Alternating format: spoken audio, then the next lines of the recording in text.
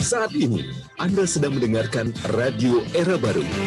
Green Radio Line, Beyond the Limit.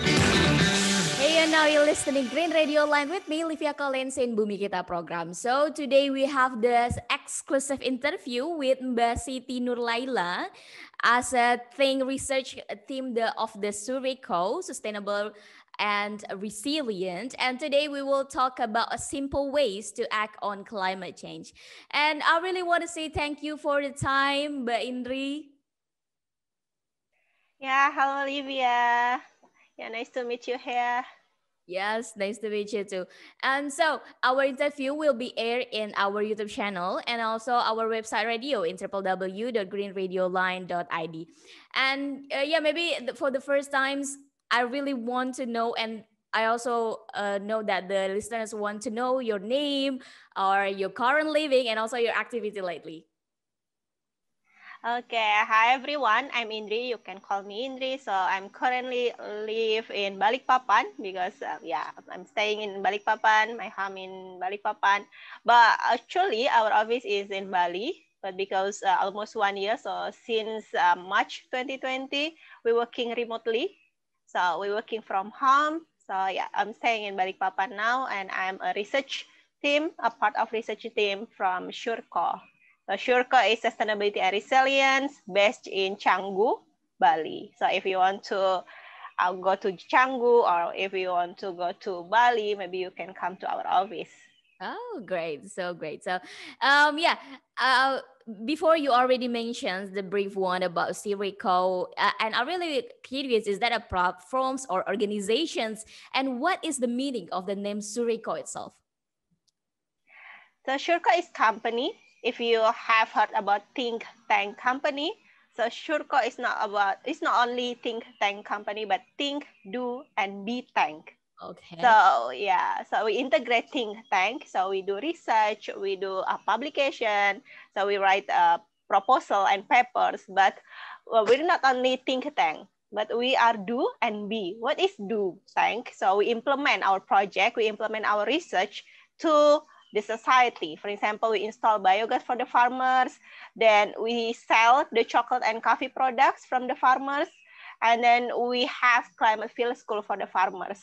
In B, we have internship and we have sustainable office. If you can come to our office, you can see wood, open space, and sustainable building of our office. So it's not only think tank company, but think, do, and be tank company. Oh, great. So I really want to know, like, what is the best reason why Suriko was made and established, and also what is the aspirations to the world as an globally, and also the Indonesian as the nationally of the Suriko itself. Yeah, so established in 2015, the founder and CEO is Dr. Takeshi Takama. Mm-hmm. So if you could access our website, w.su, then dash, and then RE and .co. Yeah, or you just type Sustainability and Resilience Bali and you can go to the website. So the founder and CEO is Dr. Takeshi Takama. He's originally Japanese. Okay. He's originally Japanese and he's living in Indonesia for 10 years. Mm-hmm. So he's an expert in researcher, so international researcher, and he's associated in SEI, the Stockholm Environmental Institute. And he is one of the visit professor in Udayana University, and he's an expert of JICA, so Japanese organization. If you can check JICA, so yeah, he's an expert, and he's the founder of Suriko. So yeah, starting from climate change. So he's an expert in climate change mitigation and adaptation researcher. And then he's established Suriko. So we have the vision. So what is our vision? So we have the vision how to be the gift makers for the earth. So we have what is the gift maker? So give, if we want to give a gift, not only to the environment, but a gift for the society, for the business, and for the people. So we are, the team of Suriko is gift makers because we deliver the gift. So we have the gift from the science side, so research and publication, but we have implementation. Then we have B, or just internship, or be training, or be education. Yeah, just Sorry? like that. Okay. Okay. And that was a great missions and also visions of the Zurika itself.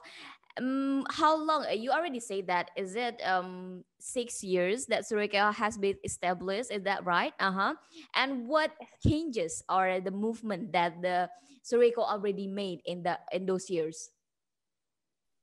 Yeah, so it's not about changes or movements, but maybe we can say we're delivering the gifts. So as I mentioned before, we have research, we have publication. So we're collaborating, or we collaborated with international organizations such as United Nations, then European Commission, GIZ, and then international organizations. So we have research, we had publication, then we deliver not only the publication, not only the result of the research, but we implement the project through biogas installation, through our sustainable products. So we have coffee, we have chocolate, and then we have cookies, candles, soap. So yeah, so the products was originally from farmers, cocoa and coffee farmers. So why cocoa and coffee farmers? If you have heard before about Nexus food, energy and water, so we know that the farmers is the society or the communities that can get impacts of climate change. So why the coffee and cocoa farmers? Because coffee and cocoa is not our main food in Indonesia.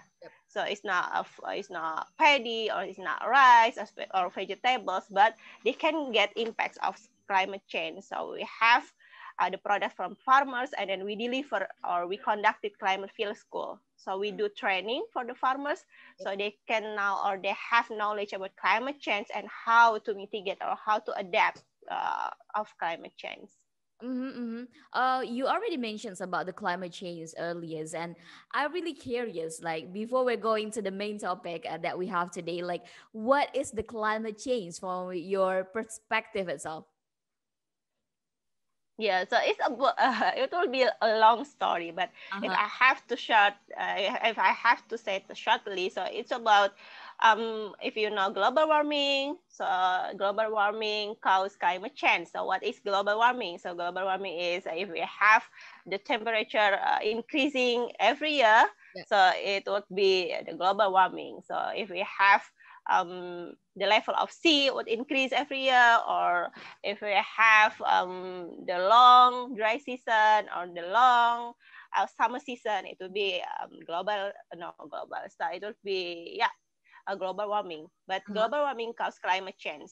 So actually, climate change would have the reason, or what if we say climate change, it would be original or from nature and from human. If it's from nature, so it's from agriculture, it's from forestry, and it's from peatland. So it's about from nature, but actually the human activities would increase rapidly the climate change from transportation, from industry, from a company, or from energy mining, something like that. So we have the original, or the main contributor is the nature, but it's slightly very, if we can say neglectable. So but from human activities, it would increase rapidly the climate change. So if you have say about climate change, I would say about it. Okay, I got a point. Yeah. So let's jump out to the. Before we're going to the main topic, I really want to know about your personal story. It's really nice to know what people, why the reason they are choosing this career in the environmental, in the resilient, in the climate change, and what is the first reason that you choose to work in this field? Yeah, so this is my personal story. So starting when I was a junior high school on second grade, so I had an assignment to write a paper. So I chose the topic about energy. So I was staying in Balikpapan. I stayed in Balikpapan. I was born in Balikpapan. So I looked for the paper or the books about energy in Balikpapan. So I knew that the first oil mining, Yep. the first oil mining in Kalimantan was in Balikpapan in 1945. Okay. So I was just curious about, what is energy mining? So what is energy, and what is oil, and what is gas, and what is energy sources? Yep. So I continued my study to senior high school. Then I applied to universities, Gajah Mada University and Institute Technology of Bandung. So I got accepted of both universities, Gajah Mada University and Institute of Technology of Bandung. But I chose Gajah Mada University because I got physics engineering. Because I wanted to know more about energy. Because in physics engineering in Gajah Mada University, we have three sub courses, not sub courses, but sub courses: energy, instrumentation, and process. So I chose that one. Okay. Then after I graduated, I work in the Ministry of Energy and Mineral Resources. So I worked as a facilitator. I lived in remote area, so no electricity, no signal, no road, so and less water. So I lived I lived for 6 months. Then after that, I lived with people, and I became a facilitator of solar plantation. So the government built solar plant on that area. So I was a facilitator. Then after that, I continued my study to Melbourne, Royal Melbourne Institute of Technology, and I graduated from Master of Engineering Sustainable Energy. So so I chose this path or this career because so starting about energy. So I chose this path. I chose this way because I was curious about energy and renewable energy. And it's like in line. It's like in line because after I studied, so I work about energy. Then in Melbourne, I was a teacher. I was a teacher about renewable energy for elementary school students. So if they came to sustainable living area, so I was a teacher and explained about what is renewable energy and what is solar and what is wind power, something like that. And it's interesting and I'm excited. Yeah, it's just when you're just talking about that, it feels like you're happy while doing this. Yeah, really. Yes. And it's nice to know about the personal story. Like I heard the several stories why people are choosing this career, also about the sustainability, about the environmental. It's always comes out with the childhood story, and yeah, it's really impact to our futures, right? Okay, let's move to the main topic that we will talk today. It's what are the simple ways that we can act on the climate change for a person's, a group, or the organization as well. Yeah, basically, if we talk about climate change, we can do anything. We can do many ways to tackle climate change, from personally or from communities and from industry. But maybe I will talk about just from personally. So maybe for energy reduction or emission reduction, maybe we could just turn our gadget off when we don't need it. For example, if you charge your phone, so you charge your phone 24 hours. So it's not right, because you have to turn it off when you don't need it or when you don't use it. Or just laptop, you charge your laptop 24 hours. Or you keep your cable on your power 24 hours, because but you don't use it 24 hours. So just turn it off, or just leave it when you don't use it. And the second one is waste. So when you have waste, or when you have organic and non-organic waste, you have segregate, or you have to waste segregation or waste separation. So you have one basket for organic waste, and then you have one basket for unorganic or non-organic waste, and you manage or you have waste treatment for your organic waste. You can do composting. So if you know about composting, you can do it from your home, and you can get organic fertilizer. So from organic fertilizer, you can plant one tree. So if you plant one tree, it could contribute for your children or your grandchildren or your grandchildren. Yeah. So the last one, maybe if you have any social media, you can post on your story or on your feed about the habit or behavior to tackle climate change.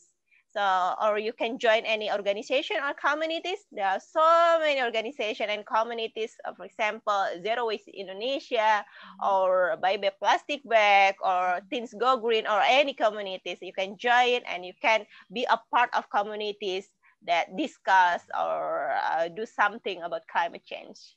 Yeah, maybe that's it.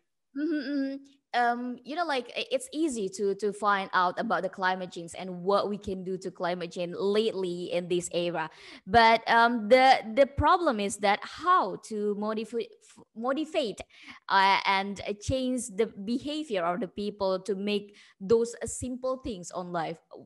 For your opinion, what we can do to motivate people? So the first thing, I have to join something. I have to be a part of something.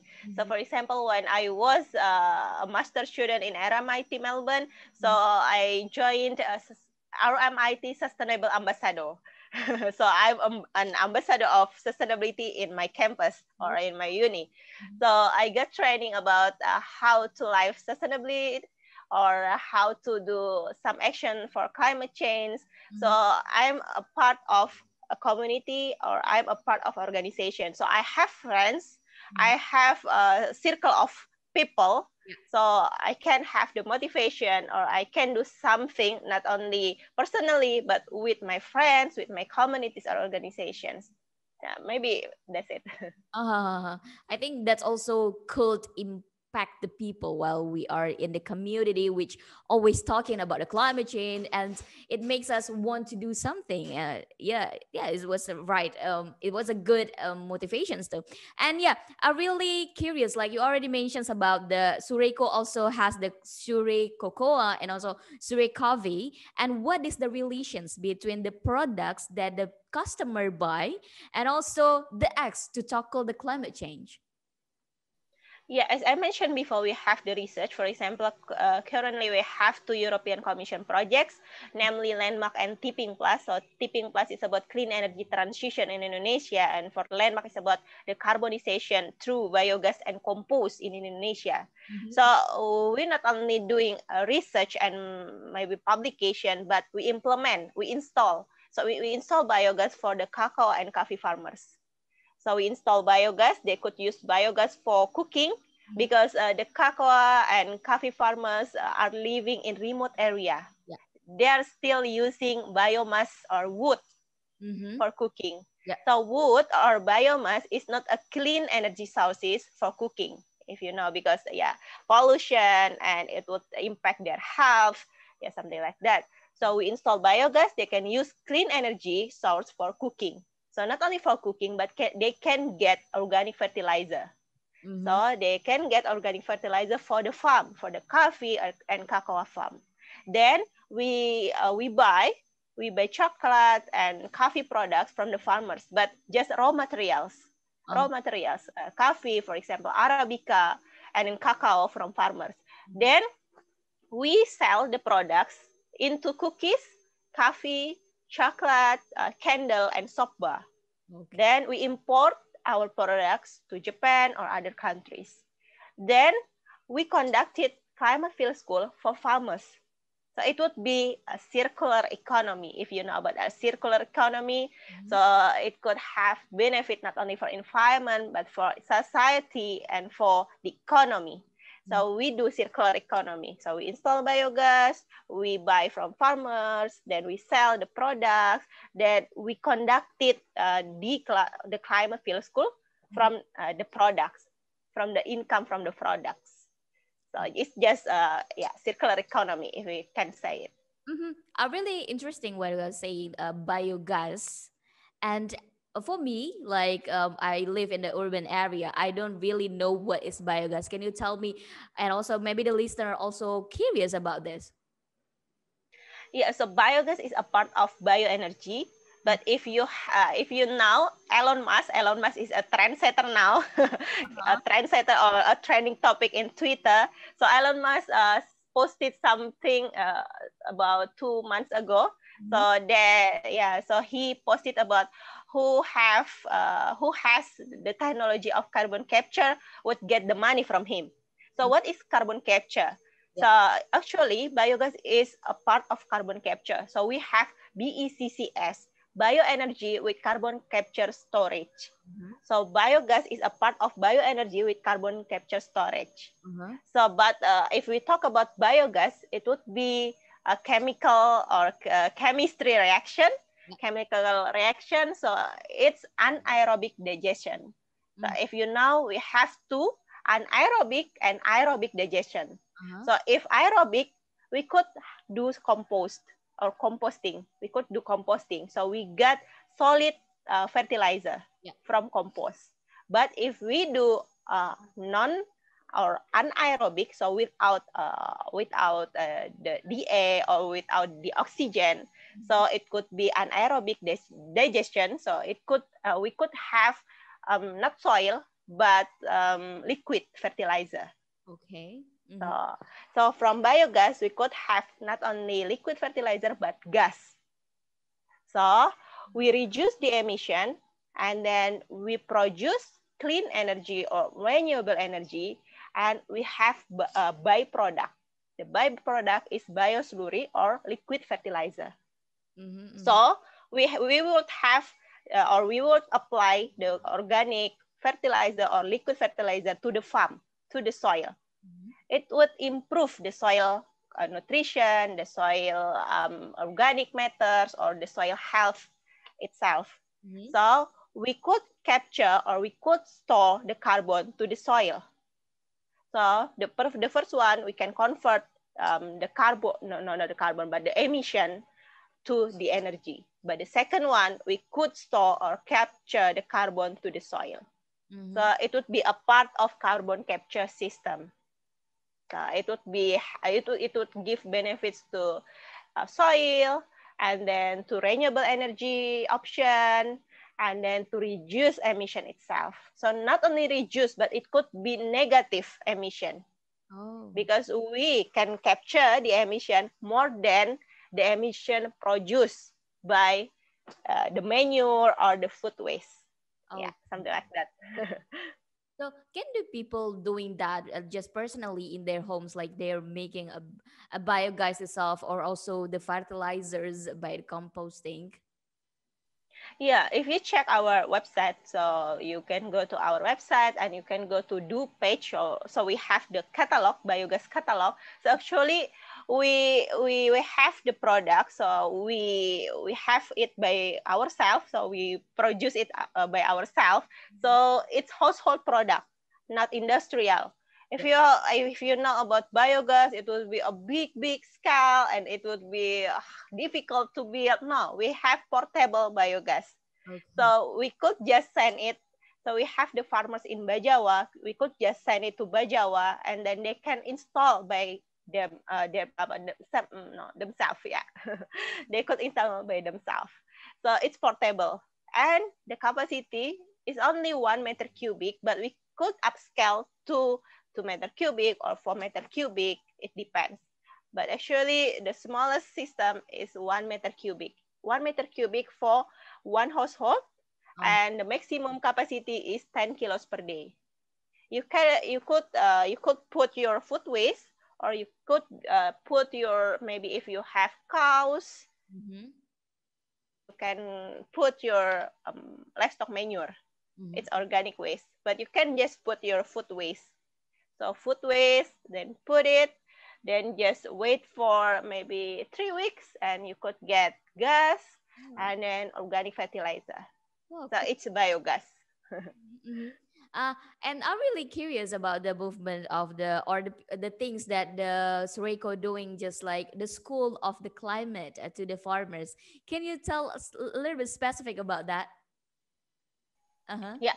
So we connected Climate Field School, collaborated with a Meteorological and Climatological Office, or in Indonesia we call it BMKG.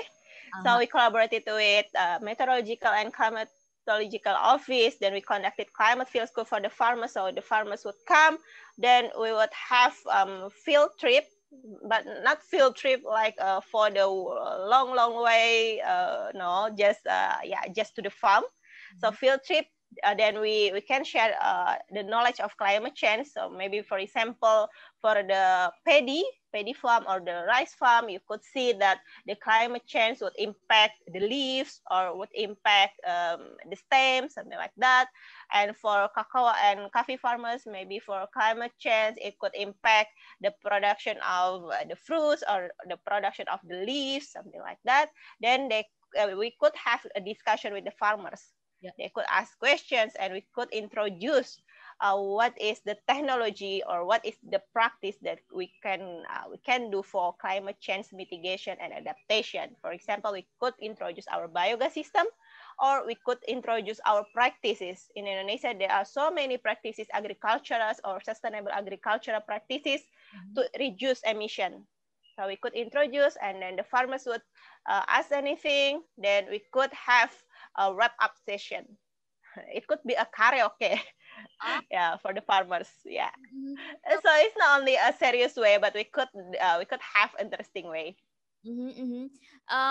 And I'm really curious. Like you already said about Sueko have the farmers that like implement the sustainable farms, and where do the locations, like is it only in Bali, the farmers, or in several regions?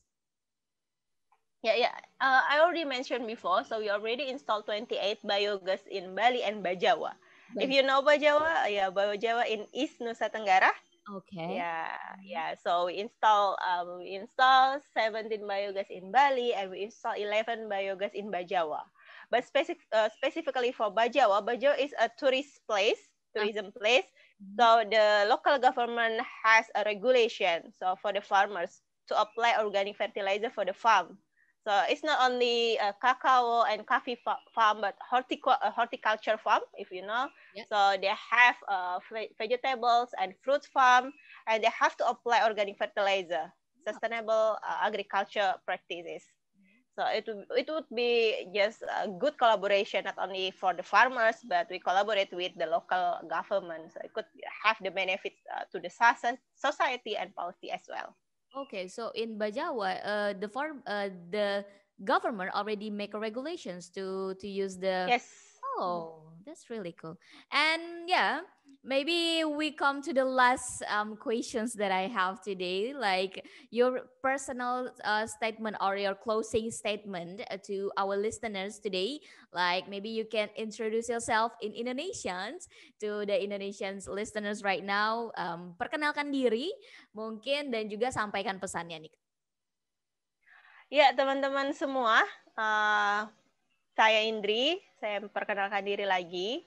Saya adalah bagian dari research tim Syurko. Jadi kalau misalnya teman-teman ingin melihat atau bergabung dengan Syurko, kita punya internship program. Internship programnya nggak cuma dari mahasiswa-mahasiswa Indonesia, tapi kita open, dan biasanya juga banyak banget dari Jepang, Eropa, Amerika, ataupun Australia. Jadi silakan bergabung, masuk aja ke websitenya.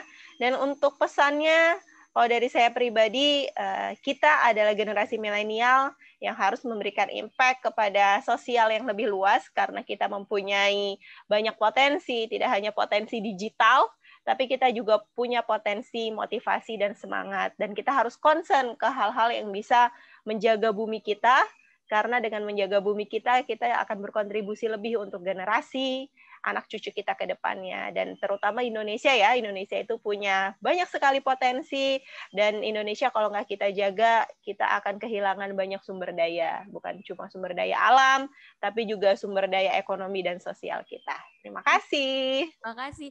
Dan ini Kak, ada nih something pop up di Livia. Kakak kan tadi berbicara tentang masternya kakak di energi renewable energy, dan you work for the renewable energy. Terakhir mungkin nih, apa sih menurut kakak bisa nggak sih Indonesia melakukan transisi dari energi yang ada sekarang dengan energi terbarukan, seperti halnya the renewable energy itself? Ya, jadi kalau misalnya ditanya bisa, karena kita punya Renewable Energy Plan atau RUEN, Rencana Umum Energi Nasional, dan sebenarnya di tahun 2025, 2030, 2025 dan 2030, 2025 untuk energi terbarukan, 2030 untuk pengurangan emisi. Di 2025, kita menyatakan bahwa kita dapat mencapai 23% dari bauran energi kita dari energi terbarukan. Sedangkan menurut Paris Agreement, di tahun 2030 kita bisa mengurangi 31% emission kita gitu. Nah, jadi kalau dari saya pribadi bisa, pasti bisa. Cuma bagaimana transisi itu bisa dipercepat. Karena Indonesia sendiri masih sangat bergantung kepada batu bara, kepada gas alam gitu. Bukan hanya karena kita bisa memproduksi seperti minyak ya. Minyak itu kita berjaya di tahun 1945 sampai 1980. Bahkan Petronas Malaysia itu belajar ke Pertamina saat itu. Dulu mereka belum punya menara kembar yang sekarang jadi tempat wisata gitu kan ya. Dulu mereka masih belajar. Tapi pada akhirnya di tahun 1980 kita sudah kehilangan. Kita sudah kehilangan minyaknya dan akhirnya kita harus cari lagi. Oh, ternyata ada batu bara dan ada gas. Dan ini masih banyak di Indonesia gitu. Cuma namanya sesuatu yang dia terbatas pasti akan ada kalanya habis gitu.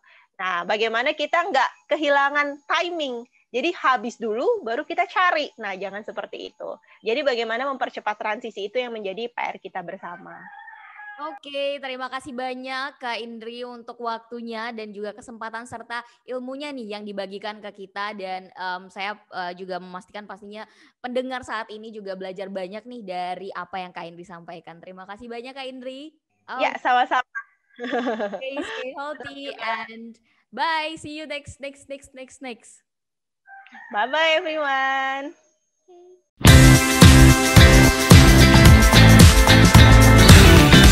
Saat ini, Anda sedang mendengarkan radio era baru. Green Radio Line, Beyond the Limit.